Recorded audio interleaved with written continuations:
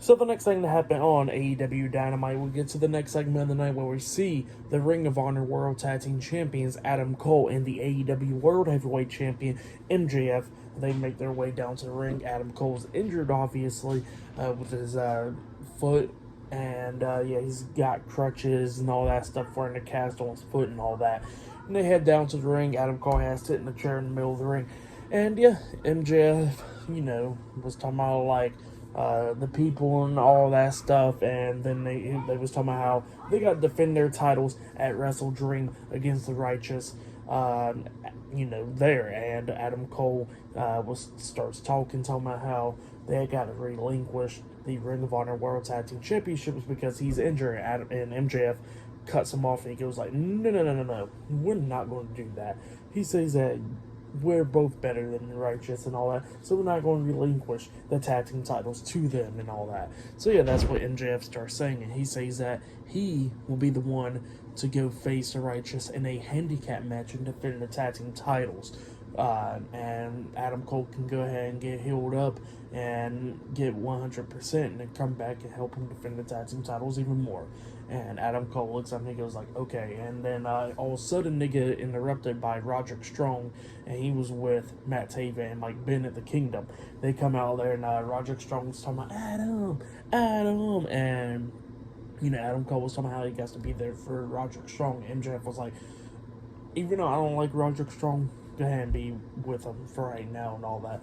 While I can go ahead and defend the tag team titles. And Adam Cole walks out the ring and he goes up there. So yeah, that's what happened there. But then all of a sudden, Switchblade Jay White comes out. He does come out with Bullet Club Gold, but they all walk backstage and Jay White just makes it to the ring. And MJF starts talking, but then Jay White cuts him off and he tells Max to shut up. And he starts talking about how he's going to go after the AEW World Heavyweight Championship and everything. And then MJF cuts a pretty good promo onto Jay White, talking about how back in the day he used to be pretty much upset anytime when somebody says that Jay White was better than him. But then he goes like, he's not, that Jay White's not better than him because he's better than Jay White and everything.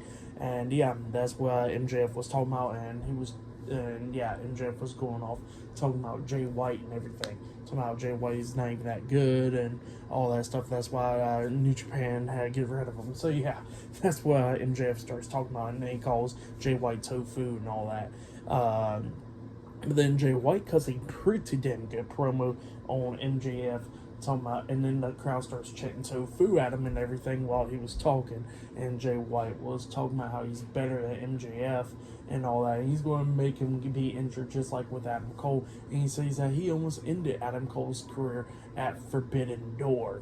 And MJF better be scared of him because he can be sitting on the sidelines with Adam Cole. And he says sooner he's going to be coming after the AEW World Heavyweight Championship and peel it right off his waist and then, be champion. So yeah, that's what Jay White was talking about and everything. And yeah, it was just pretty good promo going back and forth and everything. And Jay White just pisses off MJF, and then MJF gets mad and he starts taking off everything, taking off the titles and all that, and he starts going after Jay White, but Jay White just quickly got out of the ring and starts laughing and everything. But yeah, that's what happened there. Pretty good stuff. I can't talk about it even more enough. Y'all guys going to definitely go check it out. It was pretty good promos between MJF and Jay White. Great segment there. But yeah, that's what happened there. Great stuff. But then after that, we see a sit-down interview from Jim Ross while he was interviewing the TNT champion Christian Cage and Darby Allin backstage. And yeah, Christian Cage starts talking about Darby Allin's dead uncle and everything. And yeah, that's what Christian Cage was talking about. He starts talking about how Darby Allin hides behind his face paint and all that stuff. And he was talking about how he could bring multiple people with him. He could bring Nick Wayne and all that, while he could bring his mom and stuff. So yeah, that's what Christian Cage was talking about. And he was talking about like the 2 out of 3 falls match. He says he can beat Darby Allin in that and retain the TNT Championship at Wrestle Dream and all that. So yeah, that's what Christian Cage was talking about. And he kept on going off and off about Darby Allin's dead uncle. He goes like, how's your uncle doing and all that after the accident where you rode with him when he was 5 years old while he was drunk and everything. And Darby Allin was like, he's dead. I get that. He's dead. He don't make I'm not the person that I was back in the day and all that stuff. And he was talking about, like, he told me how I hide behind the face paint, and then he starts putting water on his face, wiping away the face paint. He goes like he don't hide behind the face paint. He says that he's going to come to Wrestle Dragon to kick Christian Cage's ass and become the new TNT champion. So yeah, that's what Darby Allin was saying. It was pretty good stuff between those two guys. But yeah, that's what happened there. Great sit down interview from them. But yeah. Up next, we'll be seeing a fatal four-way match. It will be Orange Cassidy versus Austin Gunn versus Penta El Zero Miedo versus Matt Jackson in a fatal four-way match. So yeah, that match will be up next. But yeah, I'll see you guys later. Until then.